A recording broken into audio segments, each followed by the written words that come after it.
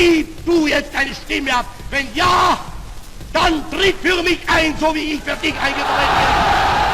Hitler یہودیوں سے نفرت کیوں کرتا تھا؟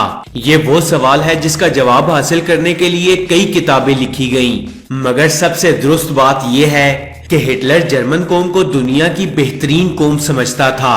اس کا خیال تھا کہ صرف جرمن قوم کو ہی دنیا پر حکمرانی کرنے کا حق حاصل ہے، اور جرمنی کی ترقی کے لیے ضروری ہے کہ اس ملک سے تمام غدار ختم کر دیے جائیں، کیونکہ یہ جرمنی کی ترقی میں رکاوٹ ہیں۔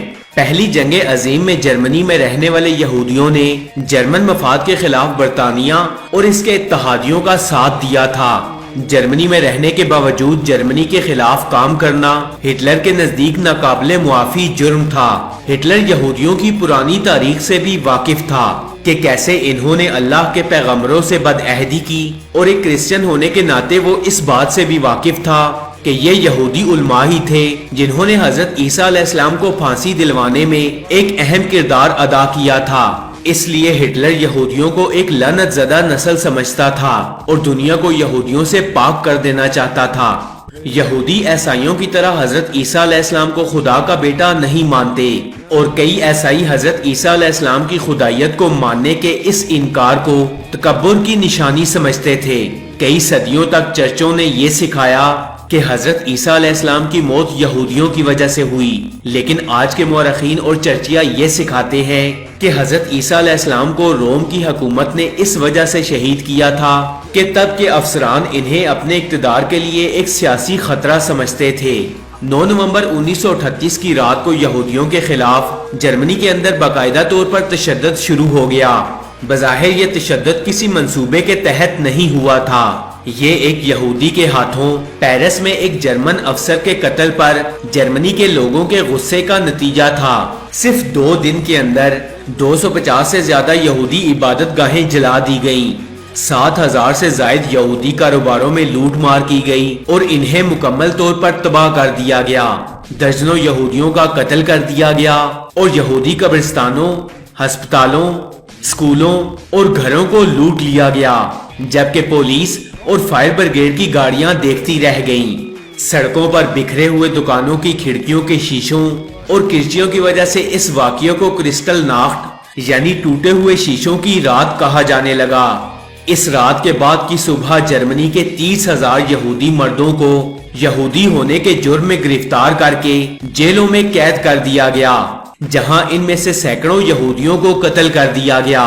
کچھ یہودی عورتوں کو بھی گرفتار کر کے مقامی قید خانوں میں بھیج دیا گیا۔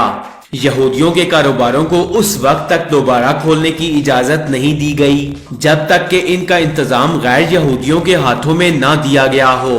یہودیوں پر کرفیو لگا دیے گئے، جن کی وجہ سے ان کے گھروں سے نکلنے کے اوقات محدود ہو گئے۔ ٹوٹے ہوئے شیشوں کی رات کے بعد جرمن اور آسٹرین یہودی بچوں اور نوجوانوں کی زندگی اور بھی مشکل ہو گئی۔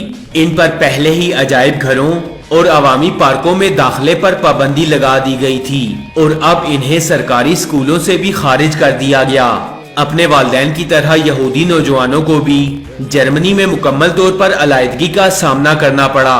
ہٹلر نے یہودیوں کا گھیرا اتنا تنگ کر دیا کہ کئی یہودیوں نے خودکشی کر لی۔ زیادہ تر خاندانوں نے تو بھاگ جانے کی بھی بھرپور کوششیں کی۔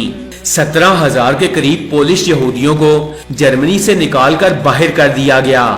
یہ سب ان کی جرمنی کے خلاف سازشوں اور پرتشدد حملوں میں ملوث ہونے کے بعد کیا جا رہا تھا۔ 7 نومبر 1938 کے دن پیرس کے اندر جرمن سفارتکار کو گولی مار کر ہلاک کر دیا گیا۔ اس کے بعد یہودیوں کی نشاندہی کر کے انہیں سرکاری عہدوں سے برطرف کر دیا گیا۔ ہٹلر کے چانسلر بننے کے 2 مہینے بعد یعنی اپریل 1933 میں منظور کیے جانے والے قوانین کے ساتھ انتظامیہ کی تزہیر بھی شروع ہو گئی تھی۔ ان قوانین میں ایک پیراگراف شامل تھا جس کے مطابق سماج کے مختلف شعبوں سے یہودیوں کو مکمل طور پر نکال پھینکنے کا انتظام کر لیا گیا۔ پہلی دفعہ قانون میں یہودی کی تعریف فراہم کی گئی تھی، جن میں ملازمین کے والدین، دادا، دادی، نانا یا نانی یہودی تھے، انہیں اپنے عہدوں سے برطرف کر دیا گیا۔ 17 اگست 1938 کے بعد یہودیوں کے لیے یہودی نام اپنانا لازمی قرار دے دیا گیا۔ جرمنی کی حکومت نے ان تمام یہودیوں کے لیے جو اپنے پہلے ناموں سے فوری طور پر یہودی ظاہر نہیں ہوتے تھے، اپنے پہلے نام کے بعد ایک یہودی نام کا اضافہ کرنا ضروری قرار دے دیا۔ مردوں کو اسرائیل اور عورتوں کو سارا کا نام دیا گیا۔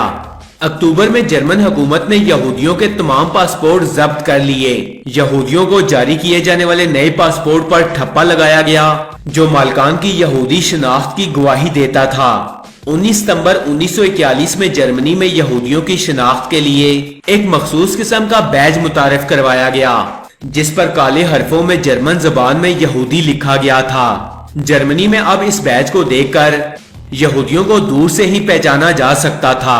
اکتوبر میں یہودیوں کی جرمنی سے باقاعدہ طور پر جلا وطنی شروع ہو گئی۔ مارچ 1942 سے یہودیوں کے لیے اپنے گھروں پر بھی اس سٹار کی علامت کی نمائش کرنا ضروری ہو گیا۔ یہودیوں کی اس نسل کشی کو ہولوکاسٹ کا نام دیا گیا۔ ہولوکاسٹ ایک ایسا لفظ ہے جس کے استعمال پر پابندی ہے۔ دنیا کے 13 ممالک ایسے ہیں جن میں اگر آپ یہ لفظ بولتے یا استعمال کرتے ہیں یا اپنی کسی تحریر میں لکھتے ہیں تو آپ کو 3 سے 10 سال کی سزا ہو سکتی ہے۔ اگر آپ سوشل میڈیا پر اس لفظ کا استعمال کرتے ہیں تو آپ کا اکاؤنٹ مکمل طور پر بلاک کر دیا جائے گا۔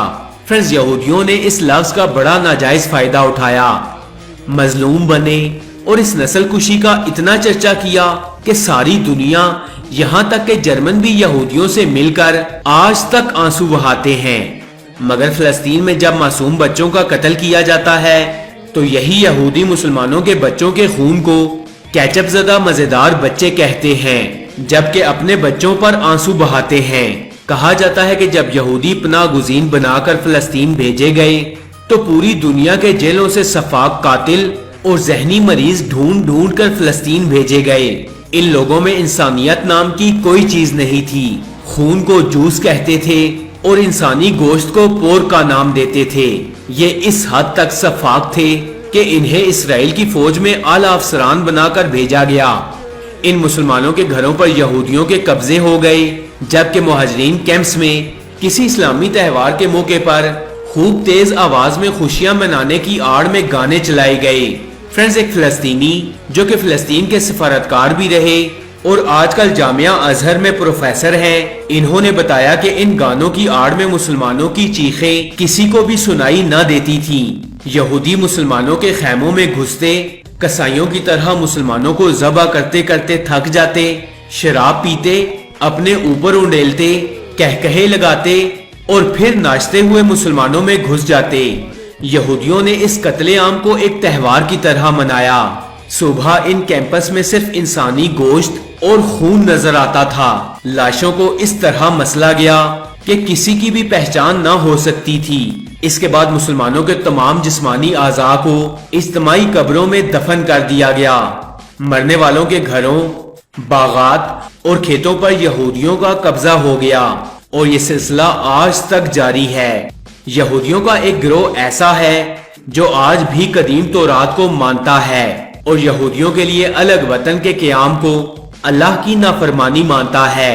ان کے مطابق دنیا ختم ہو جائے گی اور دنیا پر اللہ کا عذاب آ جائے گا اگر یہودیوں نے اس کی نافرمانی کر کے اسے ایک الگ وطن بنا لیا۔ اور یہ یہودی آپ کو اکثر دیوارے گریا پر اپنا ماتھا رگڑتے اور روتے ہوئے ملیں گے، مگر یہ لوگ آٹے میں نمک کے برابر ہیں۔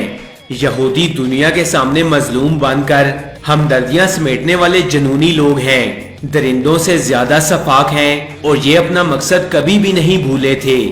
یہودیوں کی جس عالمی سازش کو نازیوں اور رشین لوگوں نے بے نقاب کیا تھا اور جسے روکنے کی کوشش کی تھی، یہودیوں نے پیر جماتے ہی اس پر کامیابی سے کام کرنا شروع کر دیا ہے۔